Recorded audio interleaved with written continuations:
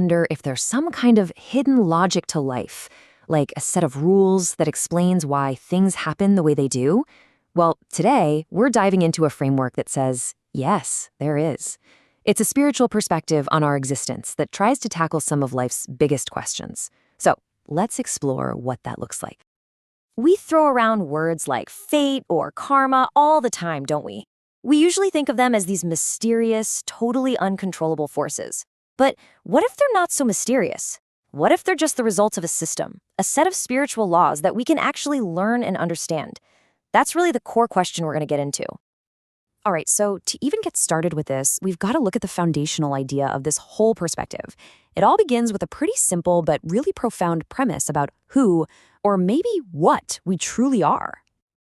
Okay, so here's the main idea. Your true nature isn't just your physical body. The core, the real you, is spirit. And the implication of that is, well, it's profound.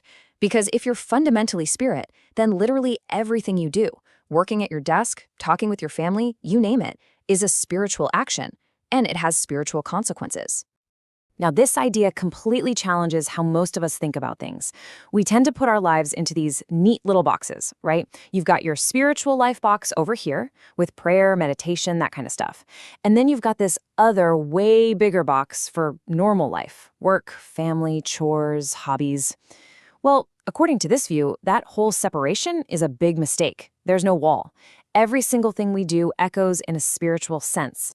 Okay, so if everything we do is a spiritual action, then what decides the outcome? What governs all that? Well, that brings us to the next big concept, this idea of a set of unseen spiritual laws that are just always running in the background. Just think about the law of gravity for a second. You don't have to believe in gravity for it to work on you, right? If you drop your phone, it's gonna fall, period. It doesn't care if you're aware of it or not. This framework is saying that these spiritual laws work in the exact same way.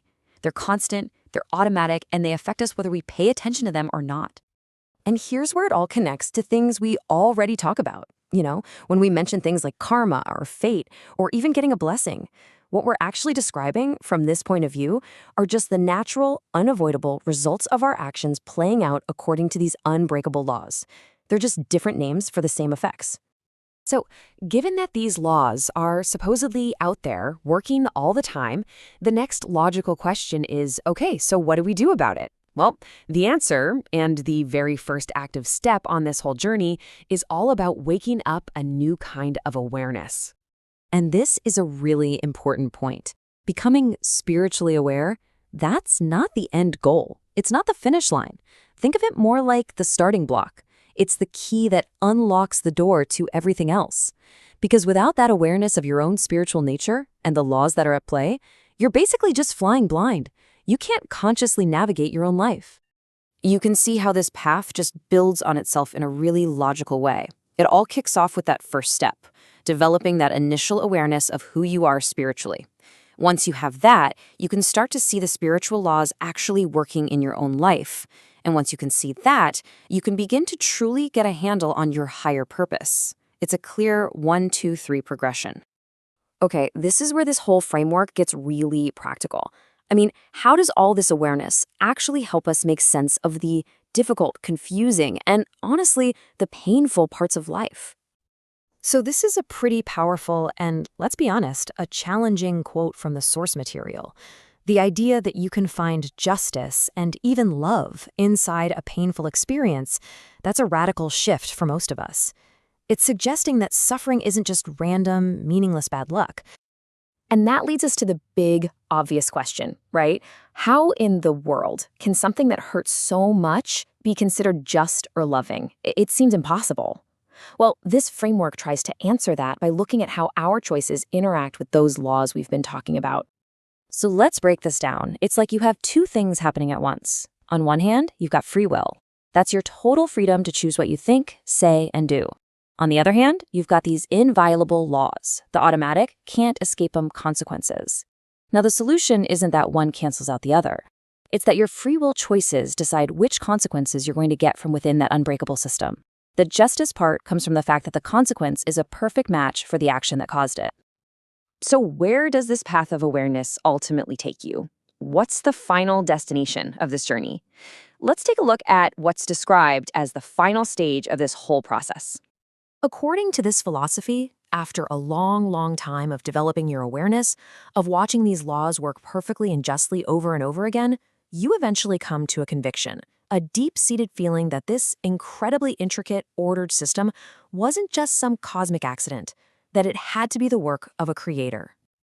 And that recognition, that final step, is a total game changer. It leads you to voluntarily line up with those spiritual laws, not because you're scared of them, but because you understand them. Suddenly, suffering isn't a punishment anymore. It's seen as a regenerative opportunity, a chance to learn something and get back on track. And it can even totally expand your whole concept of reality, time, and space. Now, it's really important to mention where this specific perspective comes from.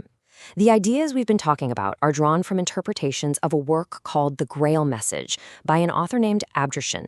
So if any of this has sparked your curiosity, you're absolutely encouraged to go check out the source material for yourself and form your own understanding. So, we'll leave you with one final thought to chew on. Just for a moment, set aside whether you believe it or not. Just treat it as a thought experiment. If you were to look at your own life, all your challenges, all your triumphs, through this specific lens of spiritual laws and purpose, what lessons, what patterns, or maybe even what kind of justice might suddenly pop into view?